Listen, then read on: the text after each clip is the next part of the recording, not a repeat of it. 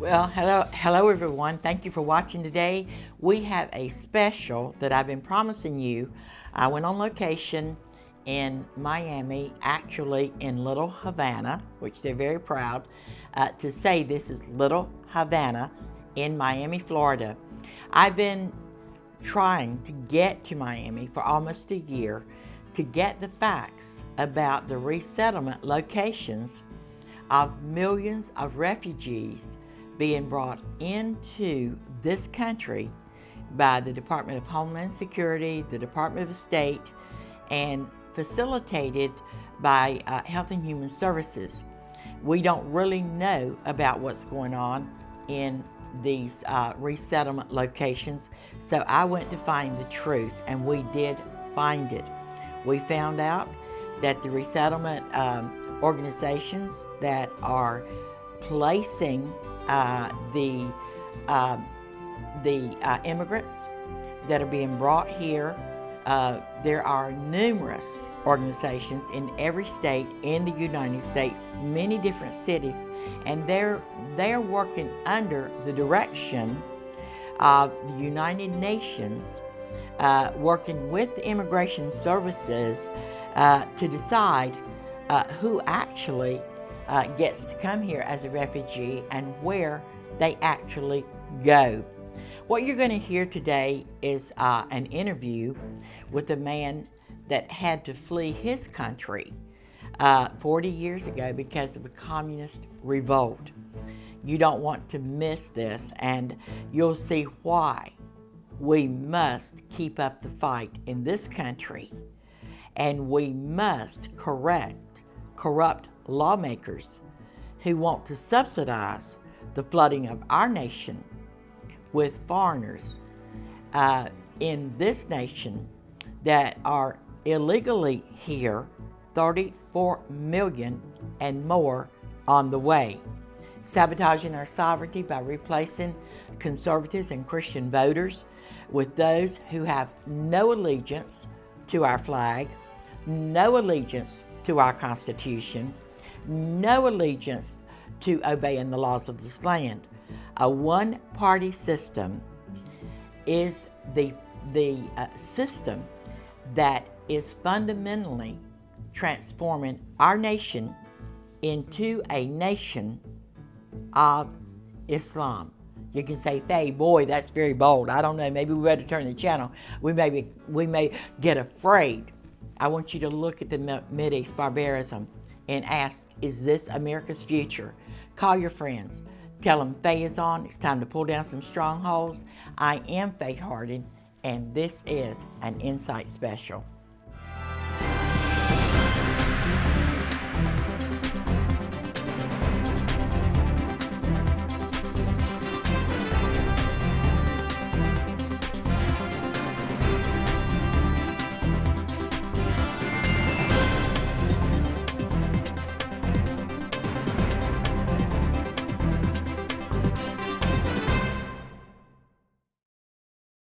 Well, hello everyone. I'm Faye Hardin, and I have promised you that I would be coming to Miami for over probably a year with our television crew, and we finally made it. We're in Little Havana, in a part of Miami, Florida, and I am at the office of the World Relief Organization, and we are talking about the refugee resettlement areas and camps, and how people get to the United States to be placed in a place of safety. And that's what the resettlement is all about.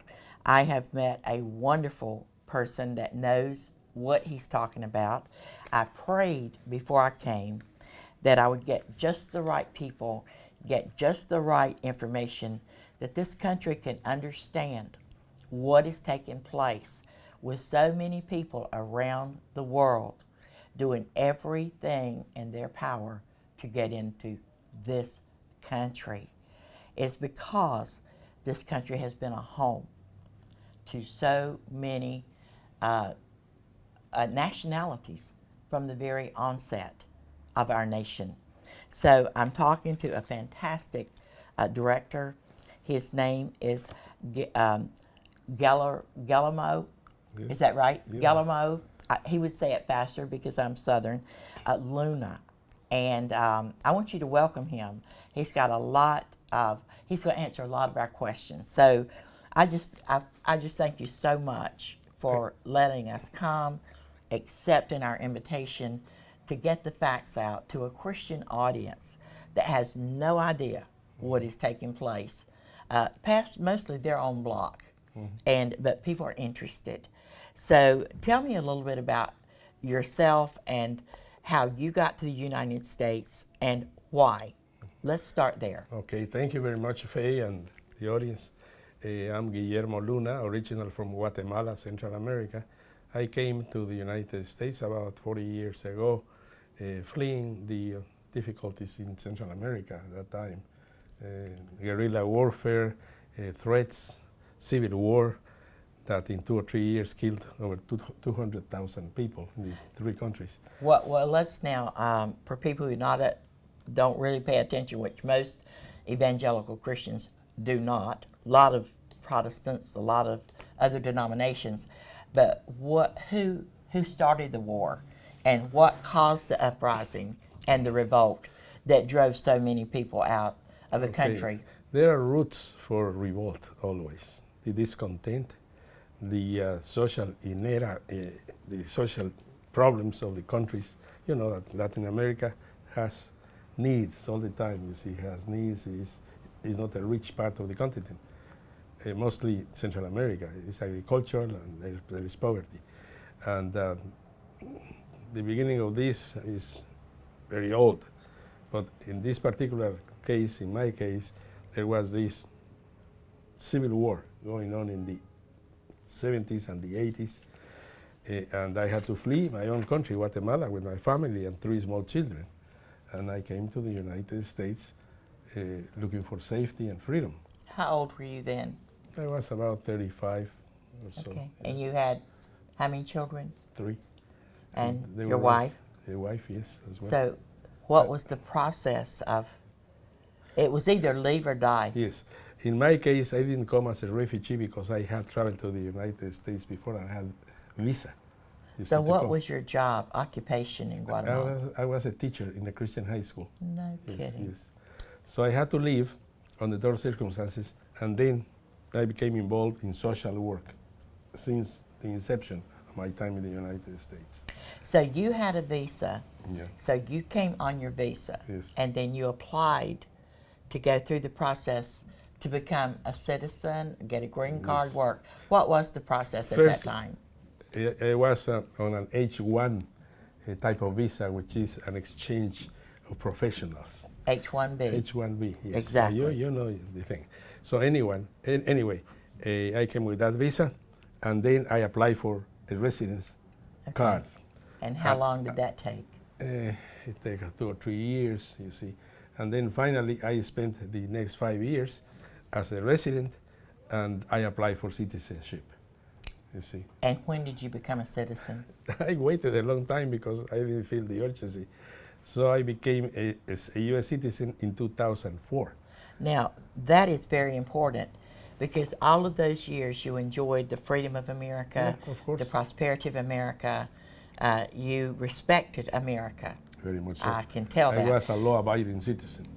But with the hope Yeah. of returning back Yes. to your country. This was not the end of the line for you. You No. kept the faith that your country would become a country that you could take your family back to and live Yeah. where you wanted to live, where you were born. Okay. In my case, which is not typical of a refugee, is that the country did not fall into communism or civil unrest permanently. There were changes of government, and now it's a free democracy. So I have visited my country in several occasions. But my children grew up here. They are all U.S. citizens by now, and they work here in this country as well as I am. So anyway, that's why I feel attracted to be in social service, because I feel for the immigrant, I feel for the refugee and the asylee. Right. You see, that's why I'm doing this. Otherwise, I'll be selling cars. How long have you been with this organization? 7 years. 7? Yes. But I have worked with other organizations in the past, churches Right. and other social agencies. Now, are you a pastor? Because Yeah, this but church has services. Yeah, but we are not a part of the church per se. We Oh, you're just not. rent this portion of the space Okay. for world relief. I'm an ordained minister, Okay. which is a requirement for this position. Is that You a see. Protestant or? Evangelical Baptist. I'm a Baptist at this Are time. you Yes, serious? yes, I am. Well, God I'm is active good. in my church. I'm also a volunteer Now, of my church where's your church? in Miami. I know, but what church do you go to? Or do It you is Coral Park Baptist Church. Coral That's it. Park? Yes, Baptist. Okay. Yeah. And let's go to another topic now. With what is taking place now, the flooding of our nation, they're coming from every gateway. Mm-hmm. People flooding from around the world to America. Mm-hmm. The I guess what the main areas they're flooding from now is the Middle East. Yeah. Okay. The process that when we have, like we're being given reports that so many thousand Middle East refugees are coming into the country, and not with your visa the way you did, but they're coming in as refugees. Can you explain a little bit what that means? Okay, it's not that easy, you see, for a refugee to come up here. Some have to wait up to 10 years in a refugee camp, waiting for a country to invite them. It's not just automatic that they go there and next day they are in Miami. It doesn't happen that way, Faye. They had to apply, they had to wait, and then when they qualify for consideration as refugee. Another thing, the United States is not bringing anyone into the United States. People are requesting to come. They are filling an application. Okay. You see? So every refugee That wants to come that's here. going into a resettlement camp Yeah.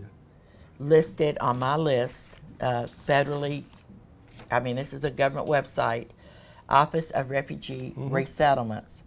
And they are telling us that in Florida, how many, I have to research it to you, in Florida, how many refugees are coming to Florida to resettle? Thousands. Yeah, 3,000 or 4,000 every year. Oh, 3,000 or 4,000 a year. A year, yes. Okay. Now, But some of those have been waiting for years. It doesn't happen automatically. so you're saying the refugee camps in the Middle East, where people were driven out Yes.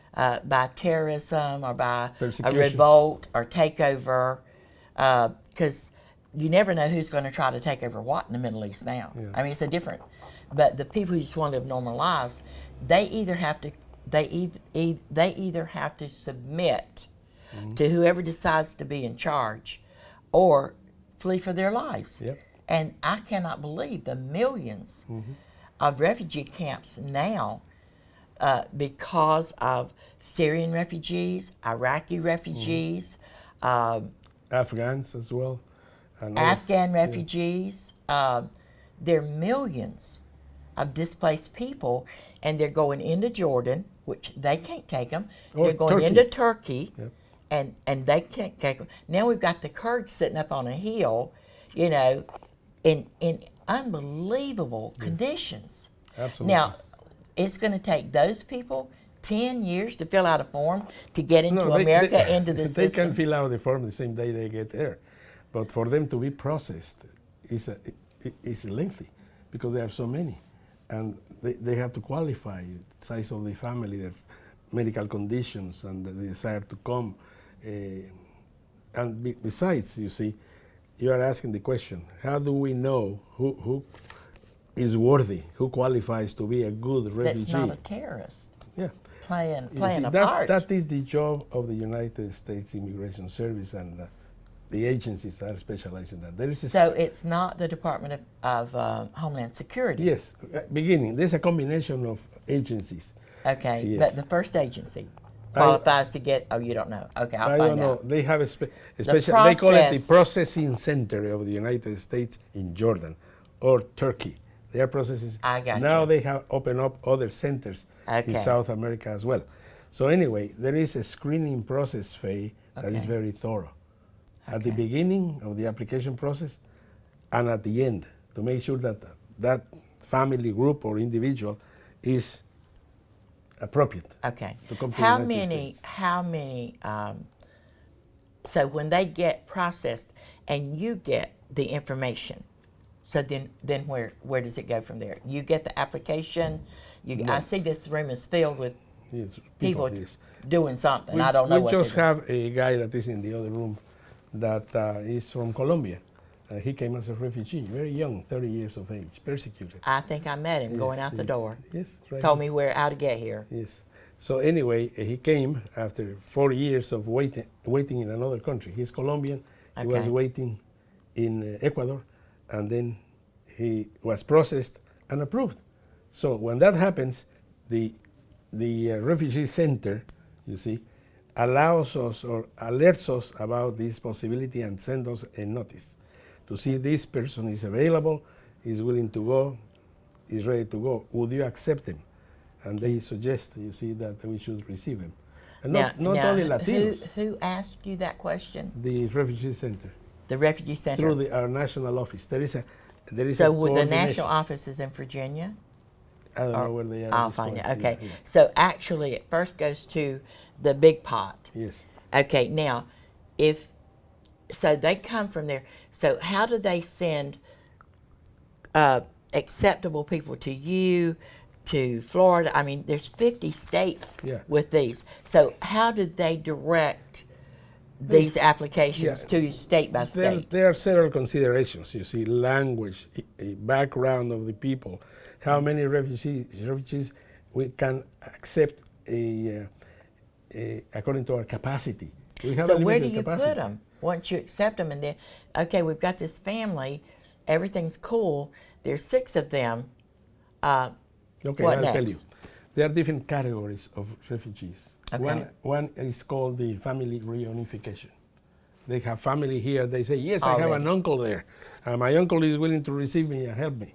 Family reunifications. Okay, That's the easiest way. They will come, they'll be waited. and they can prove that is their family. Yeah, that's our job. We'll talk to the uncle here, say, listen, do you know such and such? Okay. Yes, we know. So that decides that group, because That their takes family, care of that, wherever yes. they live, that's where they're Okay, going. The Okay, other group are the free cases, Faye. what? Free cases?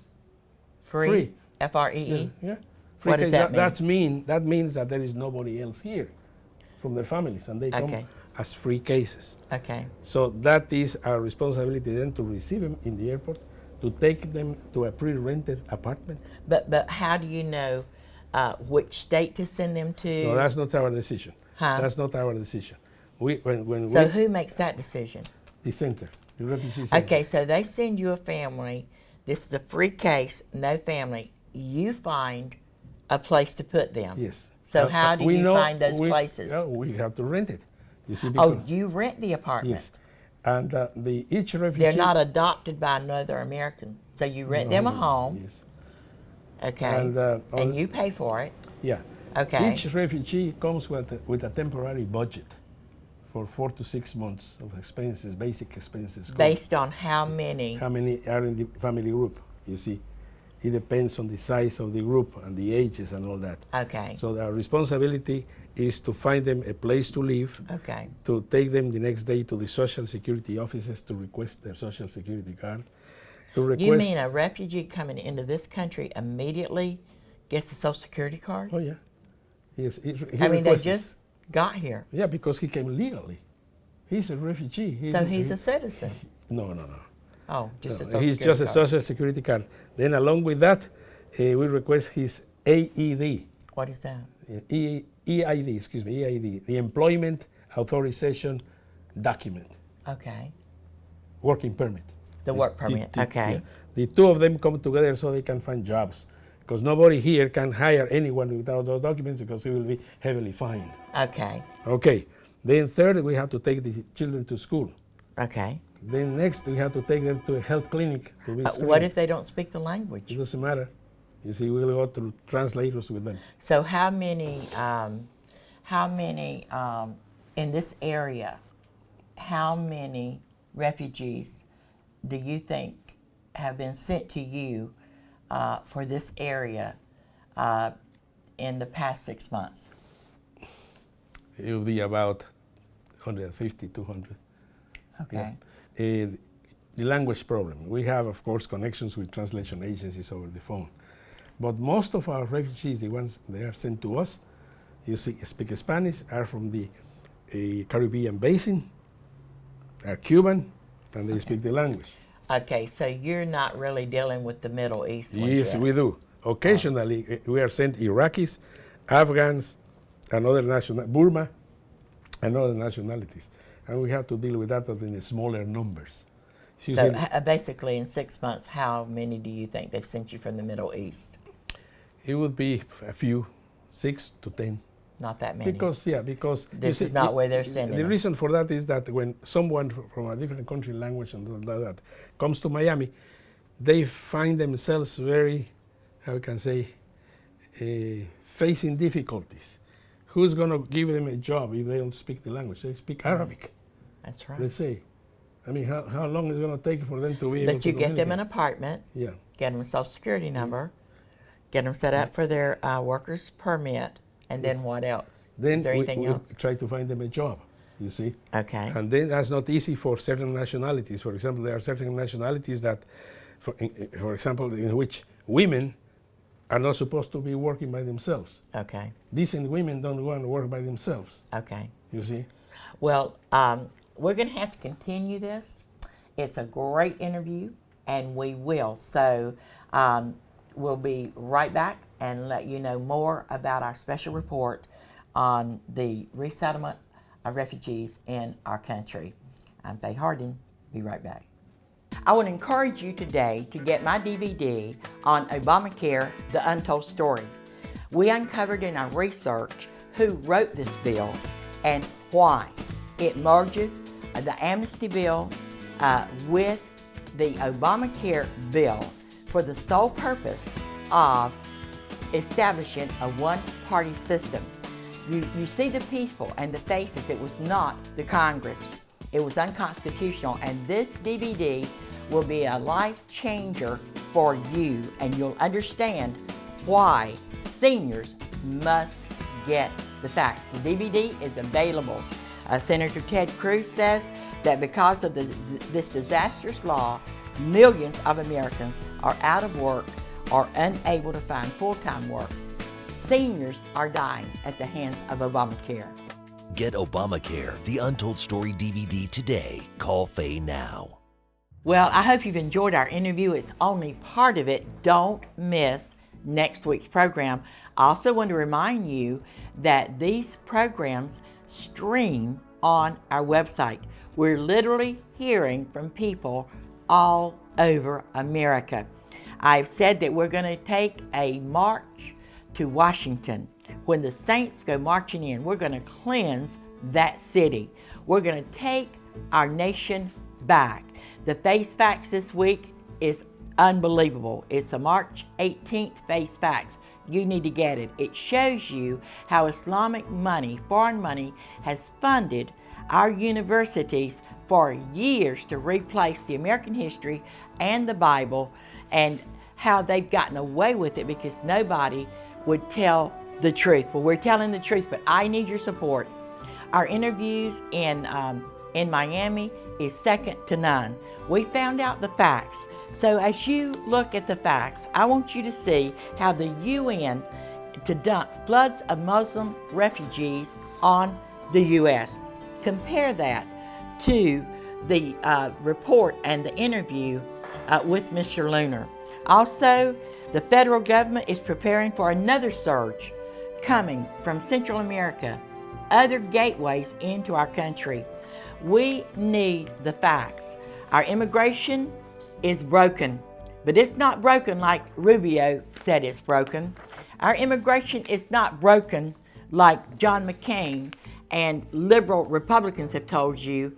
Our immigration is broken from the Department of Immigration and the Department of Homeland Security, and the fact that we have got a useless Congress that's allowed this nation to be flooded from people all over the world that are begging to come into our country, not to submit to our nation, but to Allah. Get our information on the Outpouring 3000. You need to know what we're doing. Help us get 120 intercessors that's going to pray in 3,000 that's going to receive an outpouring of the Holy Spirit. And we're going to call a march in Washington, D.C. as soon as we cover 120 days in prayer, praying for every elected leader, for the judges, for all the administration employees. We're giving you the scriptures on removing evildoers, on backsliders you're coming home, and on the outpouring of the Holy Spirit. Get your bundle now and join me, because I believe that God is going to turn America around. I need your support. $1,000, $120, $12,000. Give today. Well, I'm inviting you to be a part of our campaign, The Outpouring 3000. God spoke to me at the beginning of the year. He said, if I be lifted up, I'll draw all men unto me. And that's what we're going to do. I'm asking 3,000 of my television viewers if you would become a partner with me, and I want to send you a beautiful outpouring candle. I want to send with that a small flag, American flag, and the prayer calendar that will keep you on track to call forth in this nation this year a great outpouring. Get my face facts and understand the Bible study that God gave me in the book of Acts, and we will see change in America. Get your Outpouring 3000 bundle today. Call Faye now. Faye wants to hear from you. Her desire to see America come out of exile is raising up one of the most powerful, informed, anointed, and united prayer networks in America for America.